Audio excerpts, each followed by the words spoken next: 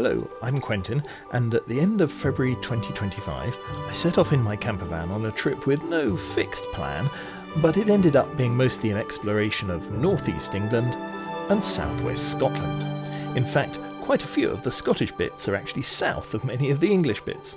Anyway, do come along with me and my spaniel, and let's see where we ended up.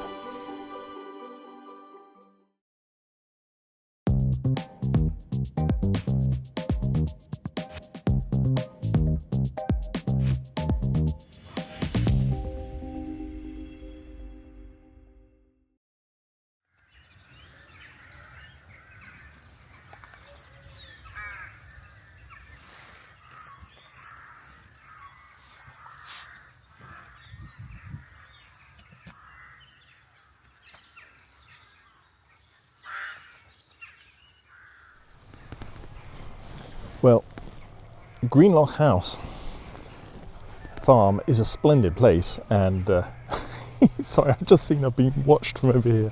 Let me show you. Here are my neighbours. Hi guys, am I very interesting?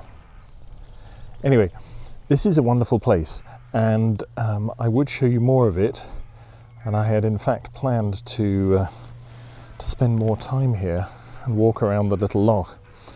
But you may be able to hear the chickens in the background as well. But unfortunately it's raining, and it's been raining fairly hard, and doesn't look as if it's going to stop in the immediate future, and there are other places I want to go today. So we're going to drive for a little bit, and then we're going to see if the weather is better when we get to where we're going. But basically there's a farmhouse up here, there are bins, there's a water tap, there's an outdoors, he described it as an outdoors loo, which makes it sound fairly primitive. Actually, it was simple but really quite fine. And there are about 5 pitches, something like that, with hookup, and they're hard standing. I did use levelers on this one, but not very substantially. And I have had a lovely night, and I was woken really by the rooks up in the tree here, who before it started raining were a lot more noisy than they are now. But I tell you what, as someone said, if being woken up by birdsong is your main problem, you're in a good place. So this van, even though it does have windows at the back, some windows, it doesn't have a proper rear view mirror. It has an electronic one, and I just have to show you what the view in the electronic rear view mirror is at the moment. I am being watched by sheep. It's rather wonderful. Bye bye, sheep.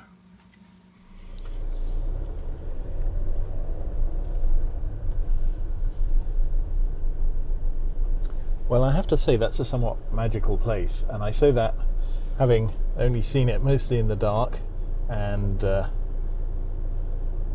something sitting down there. I think he might be a gannet. Lots of sheep. I'm surrounded by nature here. I've seen this place mostly in the dark and in the or in the rain.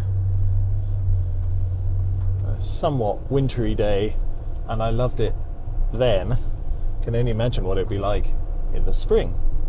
Of course, there might be more than just 2 vans there in the spring, but tell you what, it would never be crowded. It's only got 5 pitches. That is a real gem.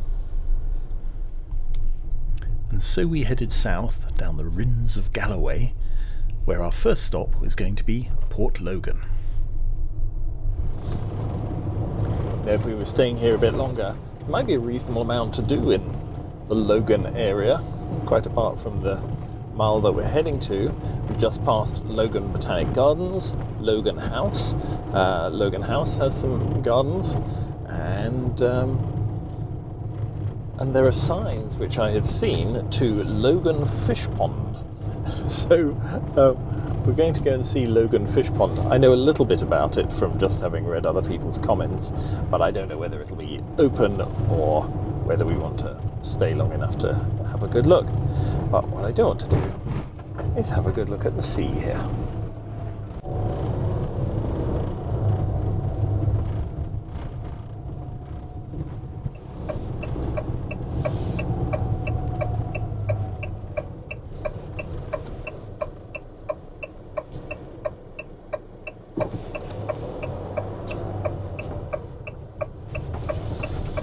That's a splendid beach.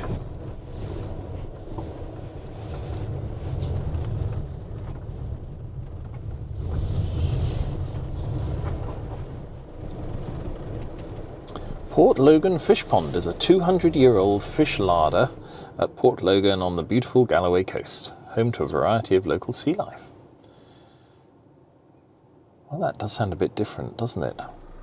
I'll see if there's any sign of it being open. There's a sign here. This is a very bumpy road. There's a sign here that says slow 5 mph. Don't need to be told to go that slow if there are this many potholes. Well, here's Port Logan. Lovely little bay. And here is the fish pond. I'm not necessarily expecting anything to be open here, but I haven't visited any other fish ponds on this trip, so I thought it's probably about time, really. Well, it looks as if it might be open. Excellent. And it turns out that this little hut is part of an amazing place.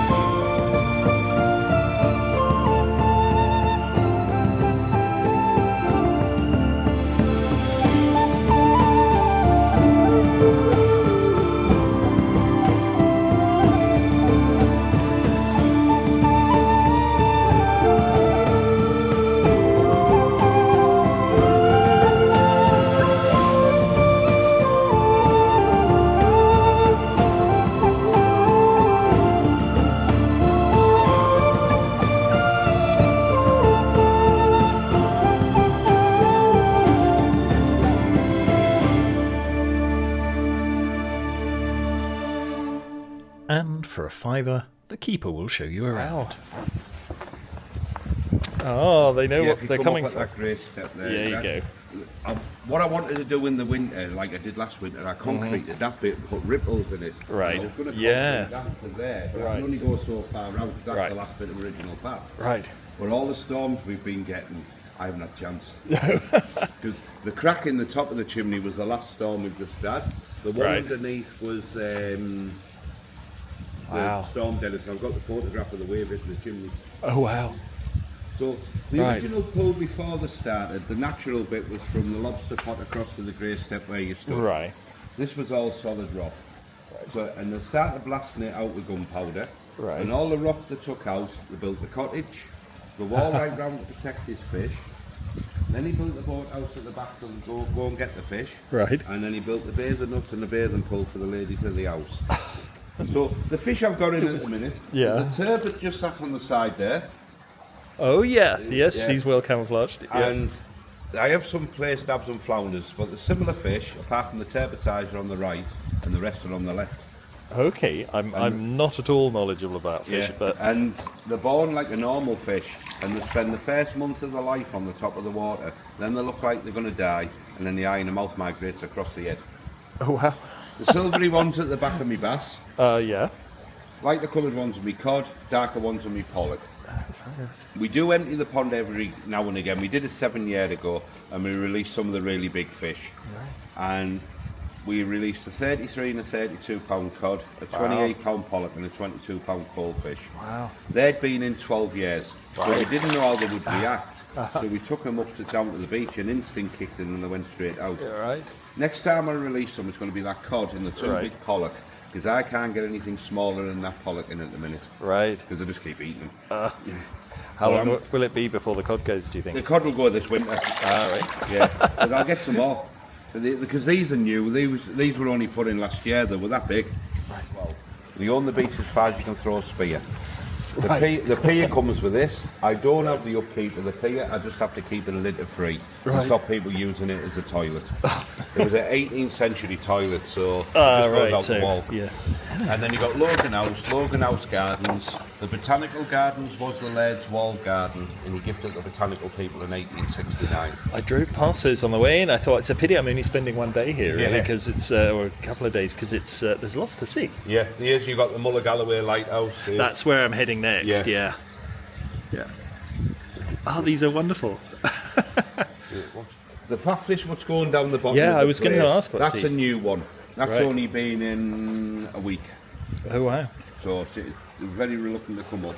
Yeah. There's a crowfish went in the other day, and he was big enough to not get eaten, but I haven't seen him, so I'm not quite sure. Sure. He has Someone been who eaten. might have been. Yeah. Oh, this is wonderful. Yeah, that's a bigger place. That's Susie. She's been Oh, in yeah. about 7 years. But she was sat on the side down there and she was opening her mouth and I thought she looked like Susie Quattro. I have to admit, I do have to clean my tanks out, but the water's been that cold, I've been putting it off. Aren't they beautiful though? Yeah. But you can catch a million of these and you'll never find one the same colour or pattern. Totally different. I try not to put my fingers in with them, because these can take limpets off rocks. Oh, right, yes. I mean, you almost feel like you're inside something living. Yeah, but you're below the sea level now. You're below the Really? sea. Yeah, you're below sea level. So do you have to be careful to keep the salination at the right level as well? I let the tide in 3 or 4 times a week. I try and do it 4 times in the summer. But it all... So I really love this place, and I know nothing about fish. I'm not a fisherman. Perhaps that was part of the appeal. I very seldom get to see large fish up close while they're still alive. Then he took me into the little museum, showed me around there, and showed me some photos of how the weather isn't always quite as nice as it was when I was there. So outside, just down here, as well as fish, this place catered for bathing. When the ladies in the house used to bathe, they used to have 2 armed guards at the top of the road to stop any gentlemen. And it is still a bylaw, if any lady jumps into the bathing pool outside, every gentleman over the age of 16 has to go to the top of the road. The bylaw's never been lifted. Oh, right. Fabulous. You could bathe in comfort. Filled with seawater, but protected from the sea, and not too visible to the world around. I think that's lovely. Little steps going down here. So I was asking the guy in the museum if they get a lot of seals out here, because I was sort of expecting maybe to see some seals' heads. He said no. At this time of the year they get orcas though. Well, there you go. Who would have thought that Port Logan fish pond could have been so interesting? But it was great. Definitely well worth visiting if you're in this area. It's unusual for me anyway, not knowing anything really about fish and not being a fisherman. It's great to see several of those species close up, not, in their natural environment, but, in reasonably fresh seawater, and to see them looking at you and their beautiful colours and their facial expressions such as they have and so on. Fascinating, really enjoyed that. Okay, let's carry on south.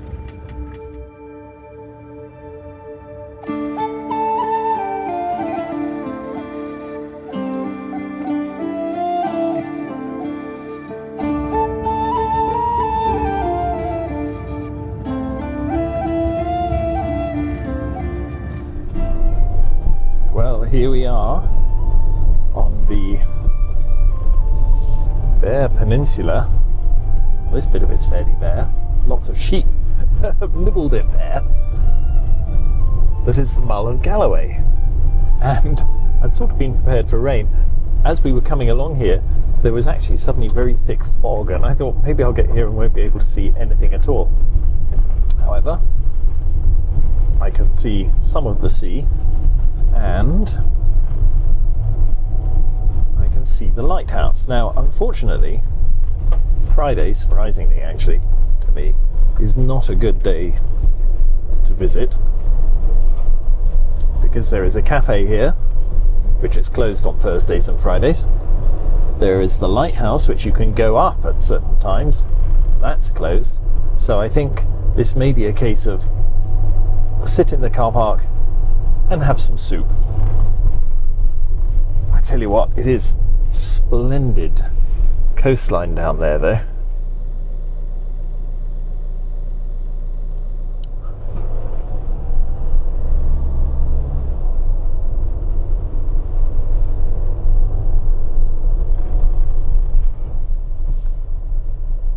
It is possible to stay here overnight. I don't think there are any restrictions, and that is very appealing.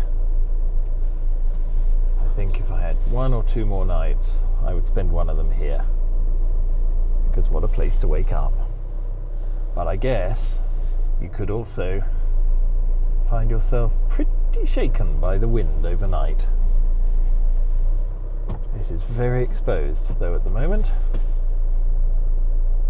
it's nice and calm.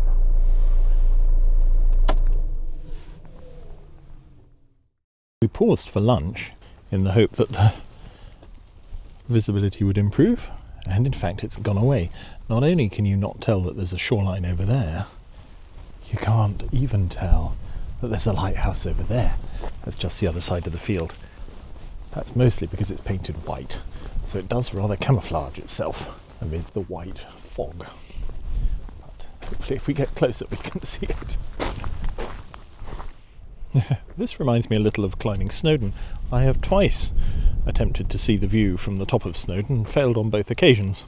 Once because we couldn't get to the top because of the snow and ice, and on the second time we got to the top but the cloud came down and so we couldn't see anything when we got there. So yeah, this is I come to this promontory. Sorry, I'm pausing here because Tilly has found some very interesting smells. Yeah, well, there you go. I come to this promontory to see the view from the promontory, and I can barely see the promontory itself. It is quite cool, actually, seeing it in this rather less than sort of postcard atmosphere. Somewhere out there is the sea. I'm not sure if I'll be able to see it at all. I can hear it though. Oh yes, I can make out waves. Not sure whether you can, but there is texture down there.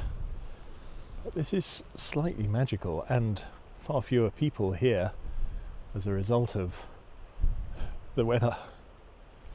The weather itself is actually fairly mild, a little bit windy, but not cold. And yeah, it could be a lot worse.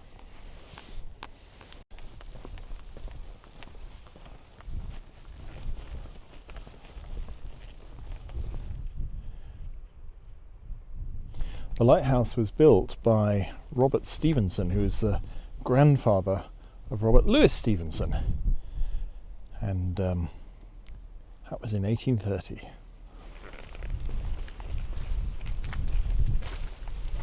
This is where the lighthouse keeper lived, and they have a garden down here where they used to grow food to sustain themselves.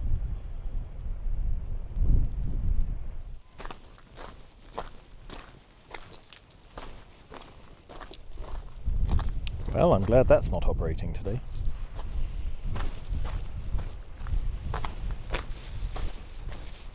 Just starting to clear a little bit here. I don't know how much wind noise you're getting, but down there one can see the foghorn. Actually, it's quite a lot of steps down to the foghorn. I decided to reserve that energy for other things. Tilly's enjoying herself because there is this wonderfully soft, spongy grass. It's a delight to walk on, even for me. And since she has a slightly hurt paw, she's probably enjoying it even more.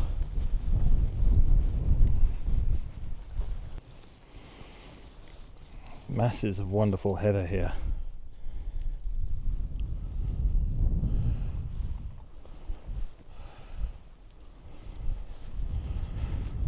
If this comes into flower at the same time, it would be fabulous. Here's a sign for the Mull of Galloway Trail. 24 miles to Stranraer. Do you know that? In the right weather, that would be wonderful. I've only seen a small amount of this coast so far, but I can imagine that would be great. There's a little map here, somewhat fading now, but we are down here, and you basically go up the east coast here up to Stranraer, and I imagine you pass lots of great sights on the way. That's quite tempting. Well, there are a few other vans here now. Wonder if they're staying for the night.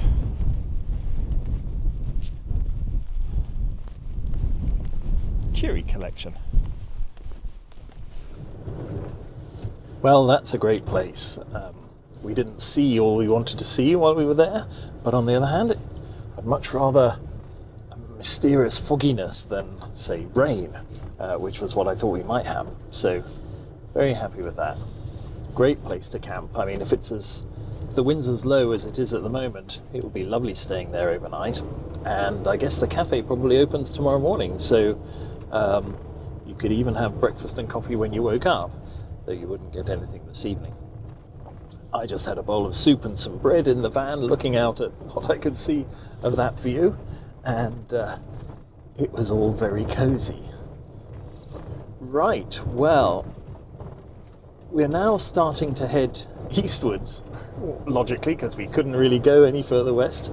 We're starting to head eastwards, eventually out of Scotland, but we'll be in Scotland for another night, or, well, actually 2, maybe 3 nights, actually.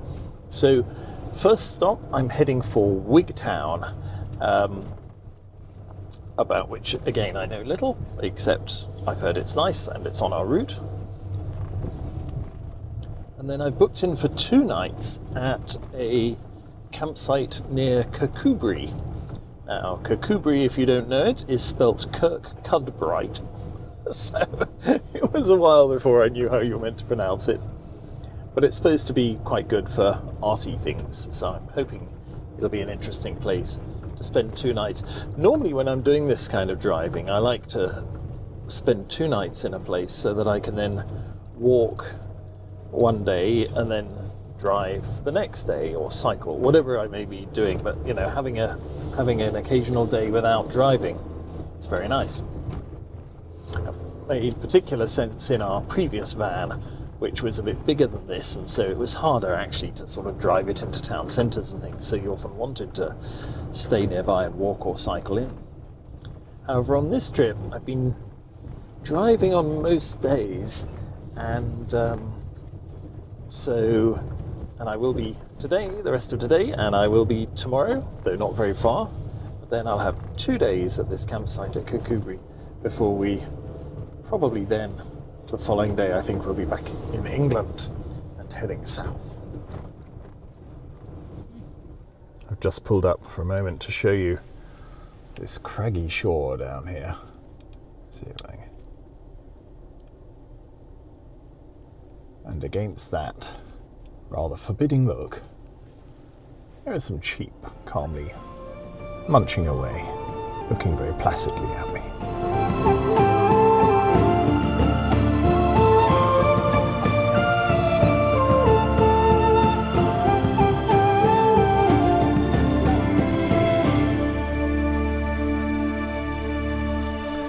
And so we made it to Wigtown, where the last thing we needed to do before heading to the campsite and settling down for the night was to get some provisions at the local co-op.